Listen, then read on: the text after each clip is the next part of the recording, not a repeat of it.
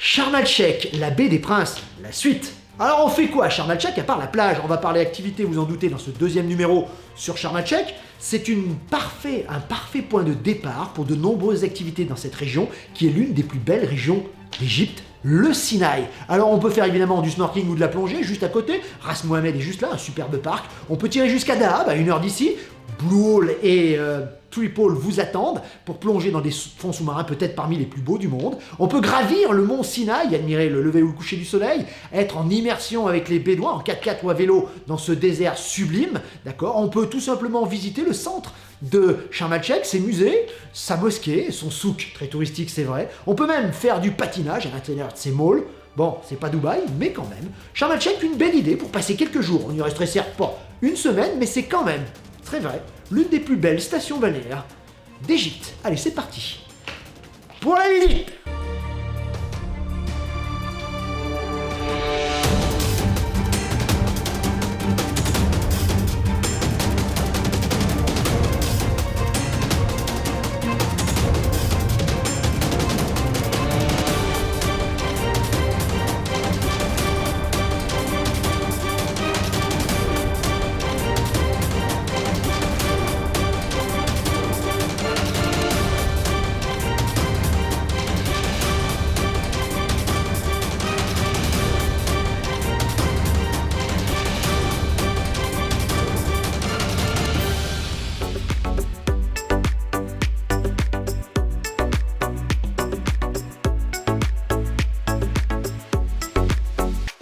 Bon, Sharm el-Sheikh, c'est un peu la grande station balnéaire, un petit peu à la mode du Sinaï, un peu à la type Hurghada, de grandes artères.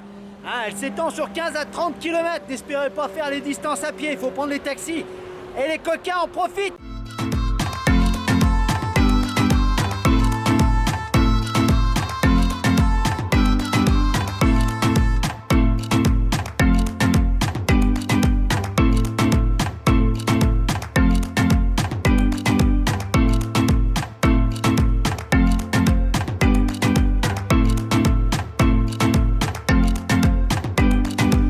Oh, c'est super kitsch, mais c'est le grand mall du coin, il y a pas mal de restos aussi. Donc pourquoi pas. Faux obélisque, vous avez des faux sphinx, si vous n'avez pas le temps d'aller à Luxor, c'est peut-être la solution. Gemina City.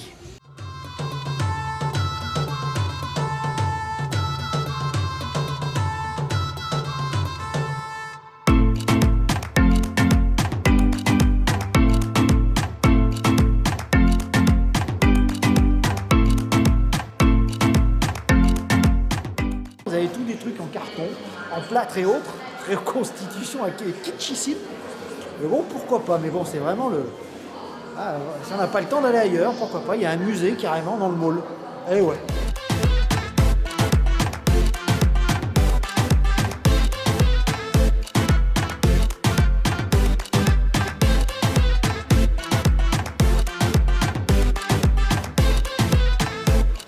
Le centre commercial, c'est assez étrange, hein. Il y a des parties qui sont complètement abandonnées, sans doute peut-être depuis la Révolution, le Covid, on n'en sait rien, pas mal de choses de fermées.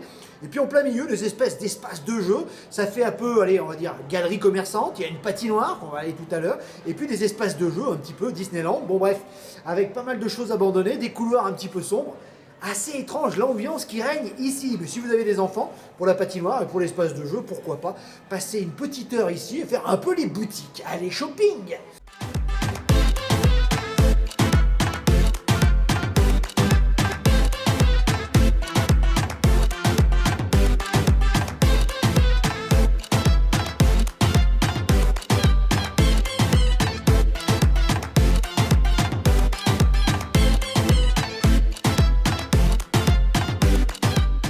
Ouais, pour info, à Dakar, c'est 50 livres la demi-heure, aussi bien pour la patinoire que pour le trampoline et compagnie. Autant dire pas grand-chose.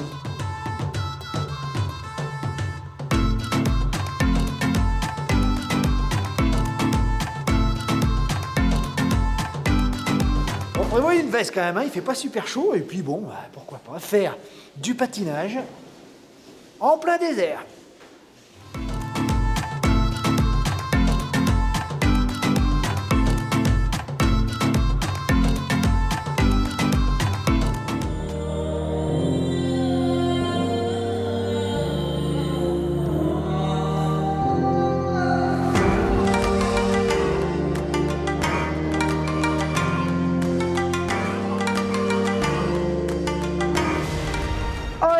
Market. Alors il n'est pas si vieux que ça le Market, mais c'est l'endroit où si vous restez à Sharm el-Sheikh, vous viendrez forcément faire vos courses, vos derniers achats, vos souvenirs. On y vend les bondieuseries habituelles, les statues égyptiennes, carcadées et autres épices. Vous trouverez tout ce qu'on peut trouver dans un bazar, dans un souk égyptien, évidemment. Et en prime, la nuit surtout. La mosquée qui est derrière moi, une mosquée de chez Mosquée, très impressionnante quand elle est toute éclairée. Une petite merveille. Allez, bon Market à tous.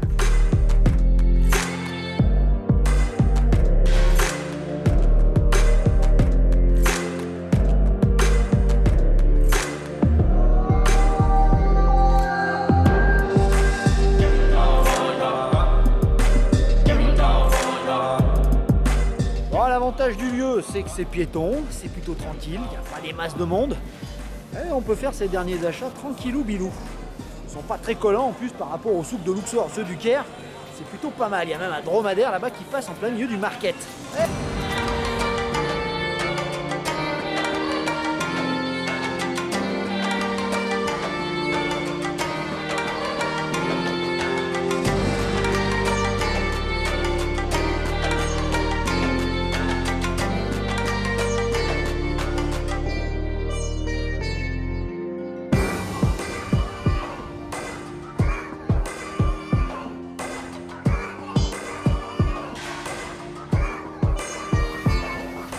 Bon, ça fait un petit peu Noël, il y a des guirlandes de tous les côtés, ils ont construit une espèce de cascade en toc.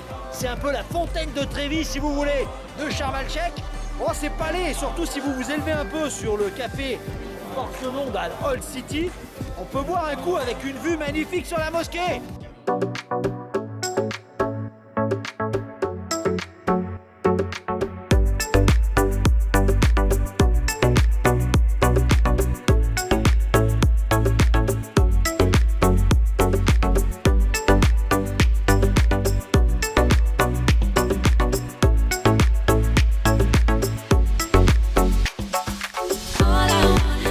Je suis avec toute l'équipe là, c'est vrai que sur All Market c'est pas évident de trouver une bonne adresse pour manger, on va manger italien.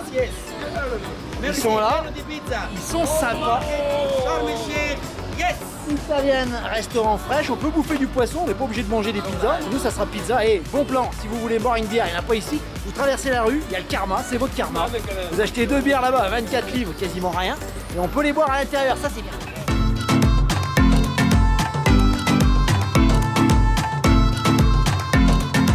Surtout à Sharm el-Sheikh pour la plongée, les spots, il y en a en veux-tu, en voilà, certains très fréquentés, d'autres un peu moins. J'ai noté pour vous, et on m'en a dit le plus grand bien, le spot de Ras Nasrani, la tête de chrétien, on y trouve d'énormes bénitiers, quelques tortues aussi. Elle est un petit peu moins fréquentée par les Russes notamment. Hein, j'ai eu souvenir, la dernière fois que j'ai essayé de le faire, de plonger, le bateau était plein de Russes. Ils ont gerbé dans la mer parce qu'ils avaient pris une cuite la veille. Alors c'est sûr que ça nourrit les poissons, mais du point de vue expérience unique hein, dans les fonds sous-marins, c'est vrai que c'est pas terrible. Sachez également que vous avez Ras Gamila, hein, dans la région de Sharm, à la limite du détroit de Tiran. On a 1h15 de bateau, là aussi c'est un joli spot. Hein, vous prenez évidemment renseignements sur place, il y a énormément de gens qui proposent la chose. Hein, le plus beau c'est de plonger dans le parc de Ras Mohammed, là on peut y aller en voiture, on se fait amener par un taxi. Hein, il y a des petits sentiers qui vous mènent un petit peu à travers tout le parc et on peut plonger hein, avec le masque et le tuba et pour faire du snorkeling. Attention quand même, ça tape énormément. Faut pas décoller, on est quand même dans le désert. Hein. On est à la pointe méridionale du Sinaï. Hein. C'est balayé par des courants souvent forts et chargés de plancton, évidemment, au printemps notamment. Alors là, c'est le rendez-vous des gros bestiaux. On y croise un peu tous les poissons de la mer Rouge. Hein, les barracudas, requins, garantes qui viennent chasser, mais aussi frayer entre mai et septembre. Hein. Des plongées spectaculaires et accessibles pour tous les niveaux. Évidemment, on plonge quasiment dans un aquarium. Là, le parc est protégé, ce qui fait que quand même, on n'a pas comme à Dahab par exemple, au Blue Hole, où malheureusement ça devient une invasion, les gens marchent sur les coraux, et c'est en train petit à petit d'être complètement détruit, malheureusement par le tourisme de masse. Là, il y a encore des secteurs préservés, mais attention, évitez de marcher dessus évidemment. Le problème, c'est qu'il y a beaucoup et de plus en plus de touristes égyptiens et qu'ils n'ont pas été, on va dire, sensibilisés à la préservation de la nature, de leur environnement et notamment des coraux. Et ça fait mal. Ras Gosiani, c'est le plus beau véritable jardin sous l'eau, hein, la plus belle des plongées qu'on pourrait se payer évidemment, surtout pour un baptême à Ras Mohamed. Ras Gosiani, on vous le dit, on m'en a dit le plus grand bien, je l'ai fait jadis, maintenant avec les oreilles j'ai du mal à plonger, mais je pense que, hein, pour ceux qui n'ont jamais fait de plongée, c'est le baptême idéal, vous n'y serez pas seul, vous vous en doutez, mais c'est un véritable aquarium, des poissons, des myriades de poissons de tous les côtés. Tout simplement sublime, l'un des plus beaux souvenirs de votre voyage en mer Rouge, sans conteste.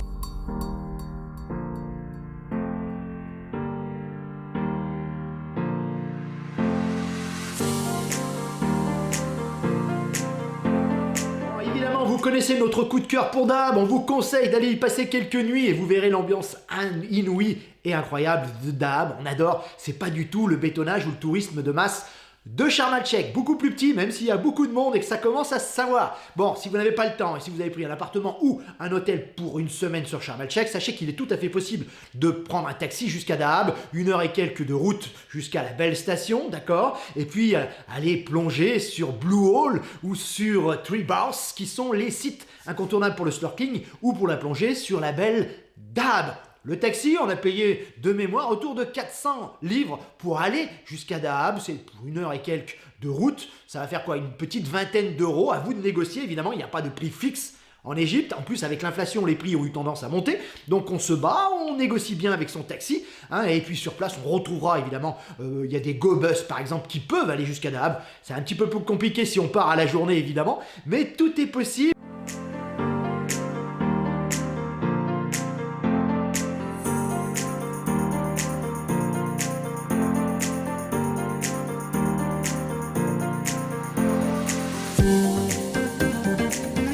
Allez, une autre chose merveilleuse en Égypte, une folie, plonger en mer Rouge. Ça vaut les fonds polynésiens, ça vaut véritablement les Fidji. Très franchement, les fonds sous-marins de la mer Rouge sont extraordinaires et pour vachement moins cher. Eh oui, vous pouvez plonger au Hurghada ou à Sharm el-Sheikh, mais mon préféré évidemment, c'est ici à Dahab. On est au Tripole.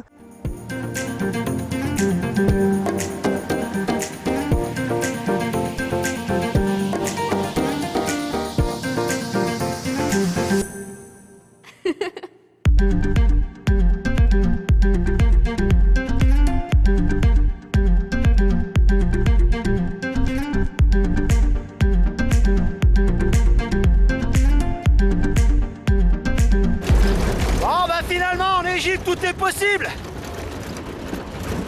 Ouh, une Jeep qui passe sur la route. Un coucou, marchandage, 50 livres. Le mec nous amène à Blue Hole, finalement on va pouvoir plonger comme on l'avait prévu. Mais bon, rien n'est écrit dans ce pays, je vous le dis.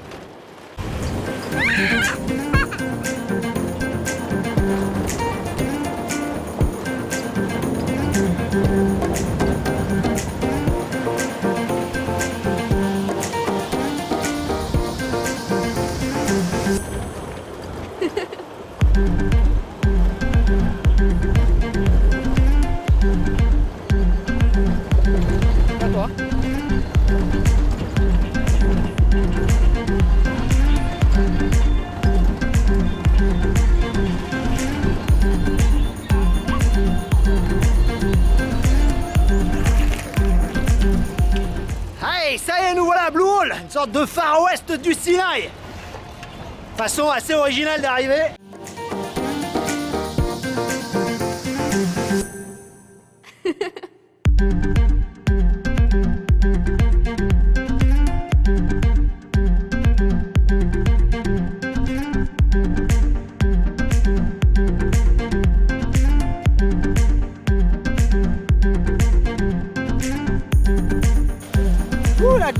La tête du gonze.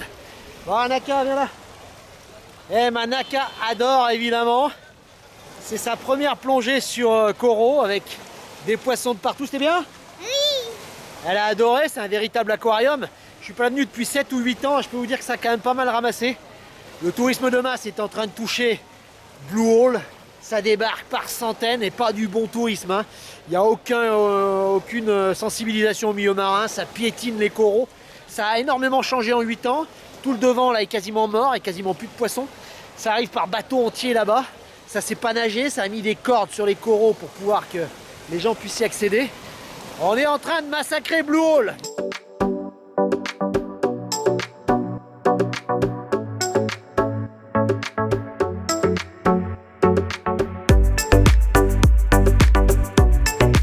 Bon, une autre activité majeure dans la région, se rendre dans le désert du Sinaï, l'un des plus beaux déserts du monde, incontestablement, fait de roches et de sable. On loue des 4x4, soit à partir de Sharm el-Sheikh, soit à partir de Dahab. C'est à 1 heure de taxi environ de Sharm, pas de souci. Et là, on part à la journée visiter ce qu'on appelle les Colored Canyon, le White, le Red, etc. On est en plein désert avec des 4x4, on fait un peu les fous. On s'arrête dans des paysages merveilleux. C'est l'un de nos plus beaux souvenirs de voyage dans le Sinaï. C'était l'année dernière. Alors, on vous met quelques images pour vous faire envie. Direction le Sinaï, ce désert fait de roches et de sable, sans doute l'un des plus beaux déserts du monde. Allez, la journée canyon. Première dune en sablé, super. Oh putain. Wouhouhou.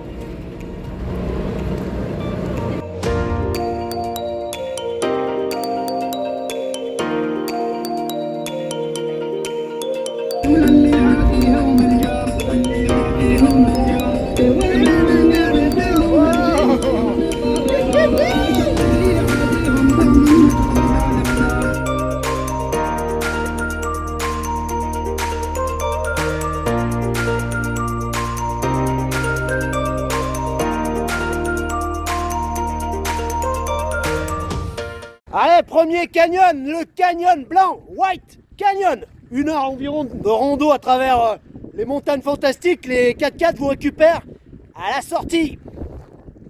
Allez!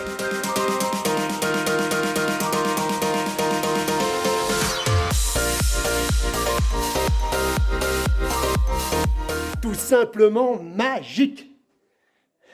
Les enfants adorent, vous vous en doutez, il y a une petite heure, c'est pas très compliqué à part le début. Avec l'espèce de corde, mais très franchement...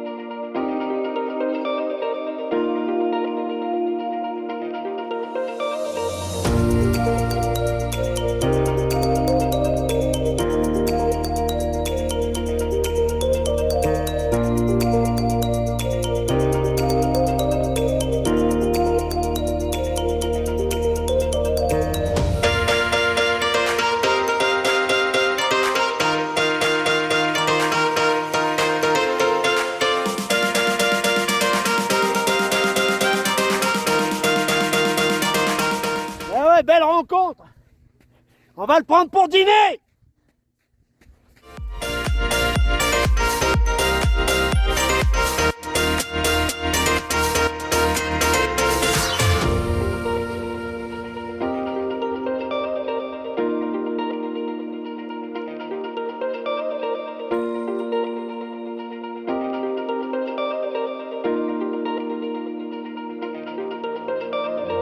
Bon, la grande excursion, le grand moment, c'est le Mont Sinaï, soit le coucher du soleil, soit le lever du soleil, ou carrément les deux, si vous dormez sur place avec un bon duvet, évidemment, surtout en hiver. Attention, en été, on l'a fait aussi, c'est chaud, surtout qu'il faut être rentré autour de 9h, parce que là, ça commence à faire des températures inouïes, mais les deux sont possibles. On a passé des moments incroyable au sommet du Mont Sinaï et on ne saurait que vous le conseiller. Attention, pour y aller, c'est un petit peu plus long que Dahab, c'est plus court puisque de Sharm el-Sheikh, vous devez d'abord passer par Dahab et ensuite prendre la nouvelle route qui monte direction le Mont Sinaï. Comptez 1 heure et quelques jusqu'à Dahab, plus de 2 heures pour aller jusqu'au Mont Sinaï, allez 3 heures, 3 heures et demie pour rejoindre la beauté et le pied du monastère de Sainte-Catherine. Et ouais, je vous rappelle qu'on a fait une vidéo spéciale une nuit sur le Mont Sinaï, sur notre chaîne du Club des Baroudeurs. On vous invite à aller la voir, on ne va pas répéter les choses, mais c'est vrai que c'est une super excursion, d'accord, à négocier évidemment sur place à Sharm el-Sheikh ou carrément à Dahab si vous avez le temps d'y aller.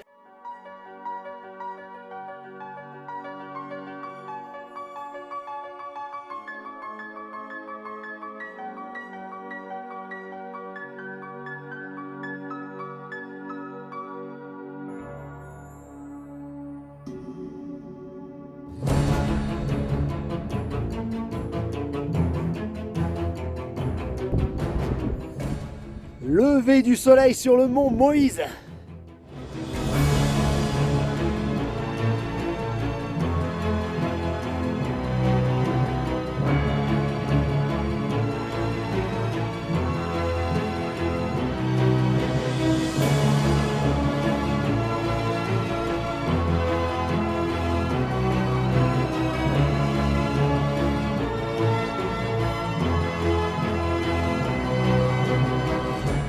Bon, c'est pas la première fois, mais à chaque fois, ça me le fait. Je trouve qu'il est encore plus beau. Alors bon, c'est vrai que c'est à chaque fois un nouvel émerveillement, que ce soit au lever ou au coucher du soleil, même si j'ai une préférence, je vous l'ai dit, pour le coucher du soleil. Mais là, on a caillé un petit peu, le soleil commence à réchauffer nos vieux os, mes vieux os en tout cas. Et puis le spectacle devient magnifique. Le Sinaï s'embrase.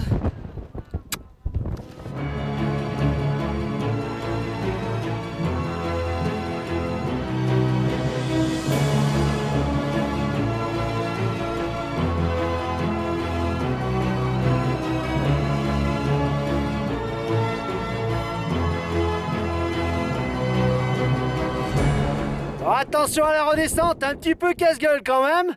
Bon, c'est plus facile hein, évidemment que la montée. Encore que si on a les articulations comme moi qui grincent, ça peut faire mal. Bon, mais ça va aller un peu plus vite quand même. On va être en bas pour 9 h avec l'ouverture du monastère.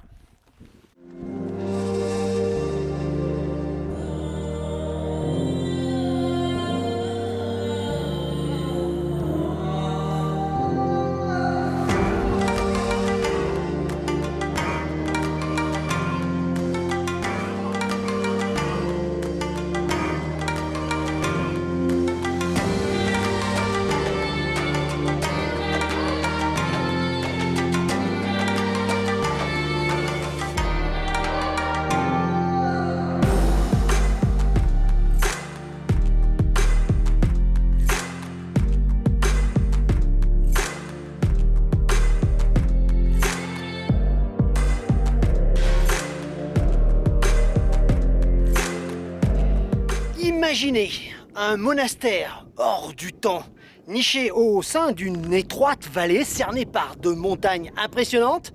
Bienvenue à Sainte-Catherine, l'ancien monastère de la Transfiguration.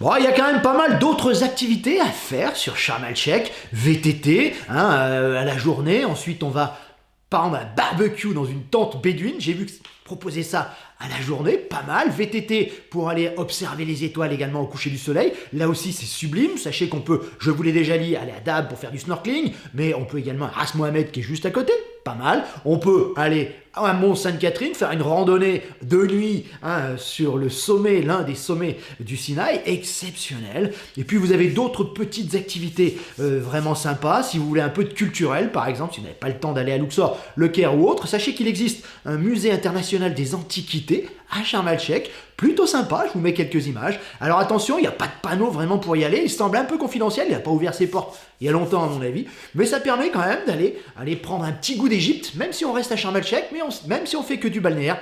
Et puis ça remplace quand même le tout en carton, le musée King Tut, qui ne nous a pas laissé, vous l'avez compris, un souvenir impérissable.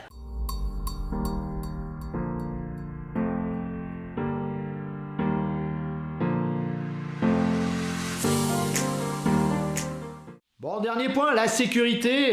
C'est vrai que Sharm el-Sheikh, Dahab, classé rouge par le gouvernement français. Est-ce qu'on doit y aller? Est-ce que c'est vraiment dangereux? Bon, je vous rappelle quand même que la frontière palestinienne est quand même à plus de 500 bornes. Autant dire qu'il y a quand même de la marge. Sachez que les derniers événements ont lieu à l'intérieur du Sinaï. On ne va pas se promener dans le désert comme ça.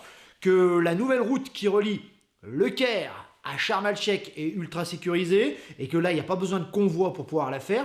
Donc autant dire que ça va, et que pour aller au Mont Sinaï, là aussi une nouvelle route a été construite, et que visiblement il n'y a plus non plus de convoi. Donc il semblerait que la zone soit plutôt sécurisée, en tout cas toute la côte Sharm el-Sheikh Dahab est très sécurisée aussi.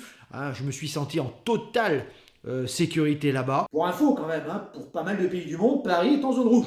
Ça relativise un peu les choses, mais sachez qu'on y retourne, ça fait 3 ans que je retourne dans le Sinaï.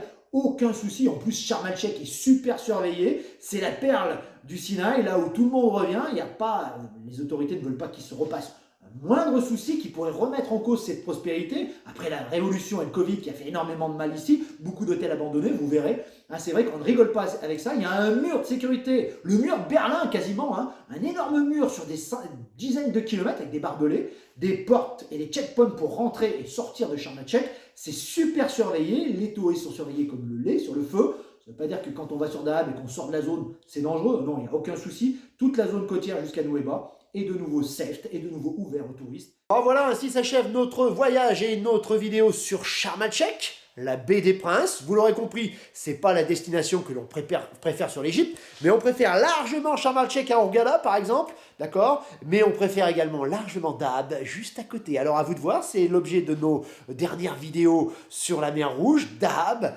d'accord? La perle du Sinaï, c'est comme ça que ça s'appelle. Allez y jeter un petit coup d'œil, ça vous donnera peut-être envie de passer quelques jours à Sharm el-Sheikh, ensuite d'aller à Dahab, et pourquoi pas de finir sur Sharm. Ça fait un beau séjour mer Rouge, un beau séjour pour pas très cher, et pas très loin en plus.